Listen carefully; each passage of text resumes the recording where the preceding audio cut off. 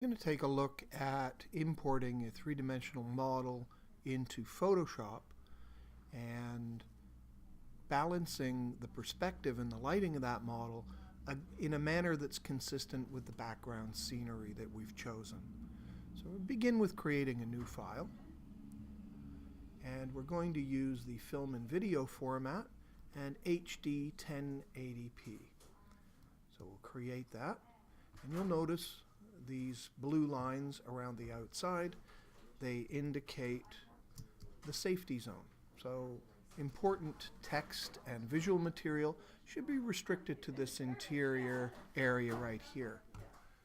Now, we're going to bring in our background image, and I'm going to open that up. Here we have a tank.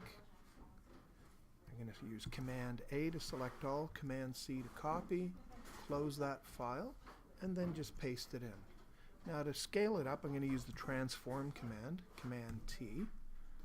Scale that image up.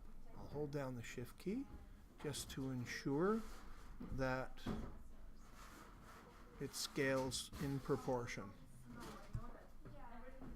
Okay, and just move it up. So we've got a little bit of cropping happening on the top, but there we have it. Now I'm just going to temporarily save this. And call it tank scene. There we go. And now I'm going to bring in from my libraries. I have a library here called 3D Models, and I'm going to bring in this fellow here called Goon 1. I can double click it, or I can simply drag it into this area here. And we can see our goon. Now we could manipulate him here, or like I said, we can actually drag him into the scene with the background image art. So double clicking will open up the file and allow you to manipulate it, or by dragging, we're actually compositing him against the background scene. Now right now I've got a timeline open in the bottom. We're just going to close that, so I'll just uncheck it. And you'll notice that we have a number of motion controls here. So this bottom left corner is for controlling the camera positioning. So right now, I'm going to just use the dolly function just so you see how that works. And this would allow us to dolly in or out. This makes it look like the subject is moving in and out of the scene, but in fact it's an adjustment of the camera's position relative to the subject that's actually going on here. So I really just want to get him to a scale that is suitable for my needs here. The other thing we can do is we can pan the camera. So with the pan tool,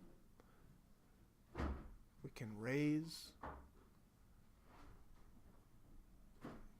or lower that camera and pan to the left and pan to the right. So we've got dolly, we've got panning, and I really just want to get the perspective such that it matches the height that a camera would be on.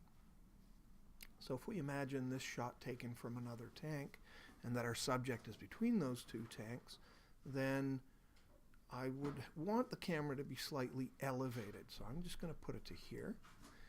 And finally, we have the orbit for the camera, and we can set that as well.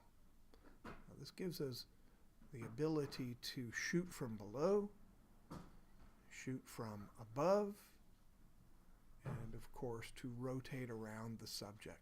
So what we really want to do, if you see the grid that's there, I want to establish that grid as it's disappearing into the horizon line, which would be roughly about here. And I can rotate that positioning so that my subject is rotated relative to these tanks, and that looks about right to me right there. If I want to move the subject, I would have to select the subject, and I've got a series of controls here. So I can move the subject on the Z-axis, So we're moving him further into the scene. You can see he's scaling down. And of course we could move him up and down and left to right. There are other controls here that would allow you to rotate the subject. We're going to just keep it at that. Select the subject again. I'm just going to move him over a little bit. Now you'll notice the shadow here. And the shadow is inconsistent with the shadow of the tanks that are in the background. So I need to look at the lighting scheme. If I go in here to our 3D panel, right now I have the skeletal structure selected. And I want to work with the infinite light. And this really mimics the positioning of the sun. And so I can tell from the lighting on the tanks that we need the position of the sun to be up and slightly to the left. Now this is going to cause a lot of shadow to be cast by the brim of that soldier's hat. And I think this is pretty good right about here. And you can see this orb, it kind of shows you the lighting position. Now I'm going with that because the shadow seems to be fairly consistent. Now if we go to our properties panel, so I'm just going to tear this off for now, and we open up our properties panel, I can actually change the color of that light at any time. So if we were in a night situation where there were neon lights and so on, we could alter the color of the light to reflect the fact that our subject was under purple lighting. That's not what we want to do here. So we've set the positioning of our global light. We can dial in the softness of the shadow, so shadows can be crisper, which we need in this case. Or if we dial up more softness, the shadows become more diffuse. Now the problem is that we've got the shadow cast on our subject, and we need to change that. So I'm going to add a new light, and if I go into my 3D panel, down here we can add new light. So click a new light source, and you've got three choices: another infinite light like we have there already, or a new spotlight, or a new point light. Now, spotlight is very directional, and we have control over what we call cones of light. I'm just going to move this into the scene a little bit, and you can see already that the spotlight is having effect on our subject. And if you can imagine this as being a cone, and it tries to represent it for you here, and there are certain controls along here. We can change the hotspot angle, so in a sense we can tilt that light, and you'll notice that the light is in a position above the subject. So you can see that hot point changing, and at any point in time I can change the positioning along the z-axis and here along the x-axis, so we're moving it left to right. And what I want to do is just create a kicker of light that's coming up off the desert floor. So we want the reflection of the sand. And again, I could move that light in closer or further away. We can narrow the hotspot so that it's a more acute angle. And again, we can alter the rotation of that cone. So we have a number of adjustments that we can make to this, and I'm just going to delete that light for now and just show you by contrast the point light. And we'll drop that in, and you can see the point light down here, and like everything else, we can move the positioning of that point light in closer along the z-axis. We can change the elevation. I'm just going to bring it up here so you can see that it's casting more shadow. And I just want to drop it down about here. Now, it's a bit too intense at this point, But if I go to the Properties panel, I can lower that intensity so that the kicker of light that's coming back up is more consistent and diffuse. And it's what we would expect. Now I'm going to put a little bit of a color cast in there because it's reflecting off the beige or yellow sand. So I'm going to select a sort of beige color, and it colorizes that light. And so what we're trying to do is balance the perspective and balance the lighting so that it's consistent with that background scene. Now the next thing we're going to do is select the subject rather, and then if we look in the Properties panel, we can give it facial expressions, which at this stage is too far away for us to get an accurate read of facial expressions. But if we look at bodily expressions here, I'm going to, I believe there's about 123 pages, that's what it is in total, 123 pages of possible poses and movement cycles that you could access. And I'm going to go to this one here, reaction to getting clipped. And it puts them in the initial pose. And if I bring in my timeline, window timeline, I can actually have it start to render the animation. So let me just close that. And close this too for now. And I'll go through that animation. On the timeline, I hit play, so it begins the process of rendering. Look at how the shadows are following it. And he's going through a walk cycle that's going to take him slightly out of frame. You can see turning around, and he's reacting to something there. So I'll just let it go through that cycle because it creates an image buffer and it allows for each subsequent playing of that animation cycle to speed itself up.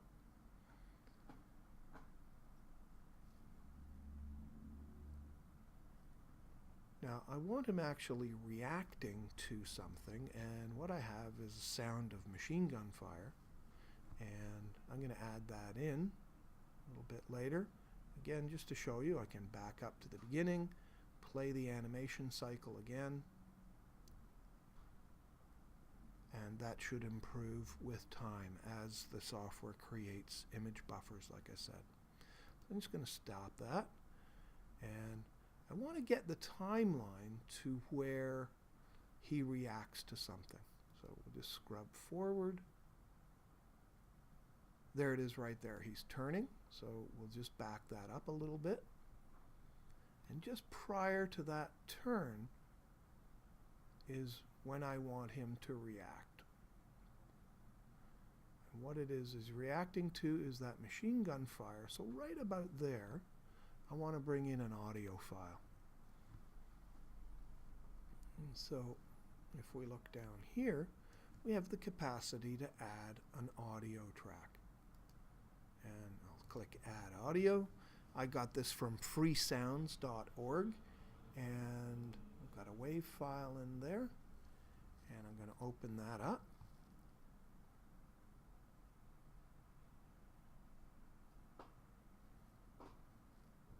And again, it's going to render that audio clip into the frame.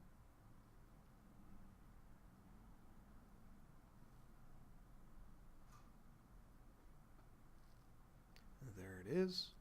And I want that audio to begin pretty much where I've marked the positioning. It's going to move it over a little bit more.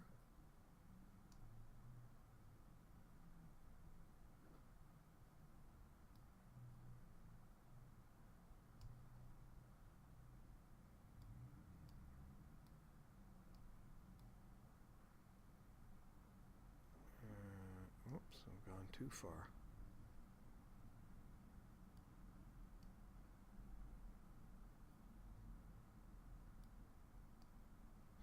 Right about there. So again, I can take it to the beginning and have it render that scene again. Now you'll notice it's only using a wireframe there because it's buffering the images. But eventually, if we take that back,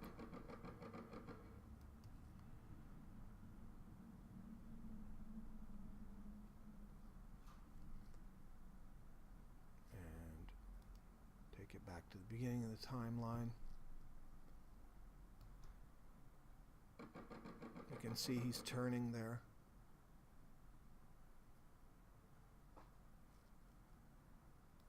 Okay. Now, at that point,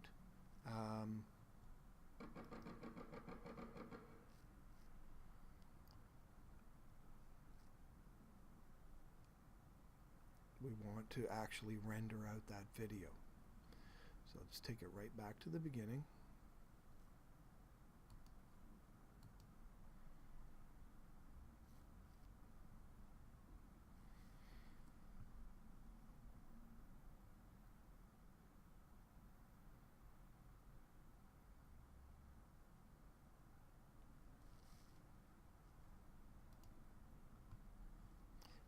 And now I can render out that video.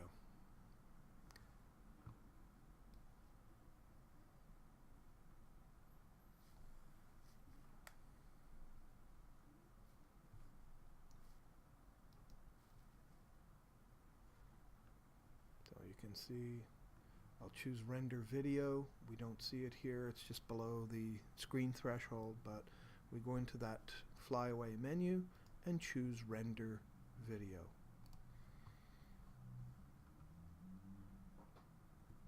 And I'm going to use H.264 and high quality. And you can give it a name, and I'm just going to render it out onto my desktop. And depending on how long your scene and your animation is, that will determine the length of time for the rendering and exporting that video.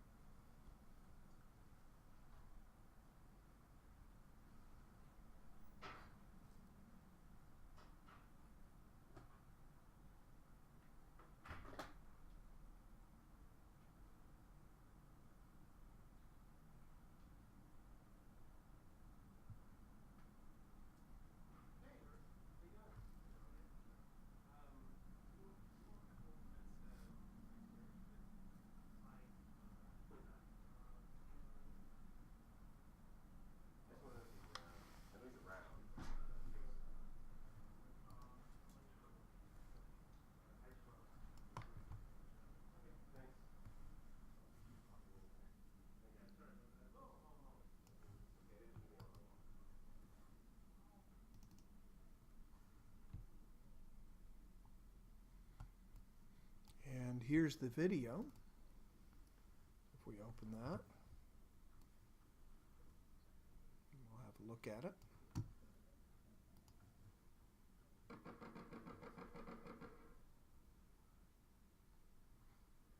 Now, I'd need to trim the in and the out points on that video. That's fine. We can just take it right back. There and right to there. I probably should have done that in Photoshop rather than waiting till I'm out in QuickTime. There we have it, and I would just trim that. We'll try it again.